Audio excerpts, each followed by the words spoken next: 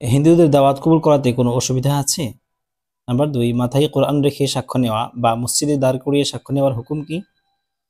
রমজানের 29 তারিখে মোবাইলে চাঁদ দেখেছে বলে 4 জন ব্যক্তি সাক্ষী প্রদান করে, এর উপর নির্ভর করে কোনো ফয়সালা করা যাবে কি?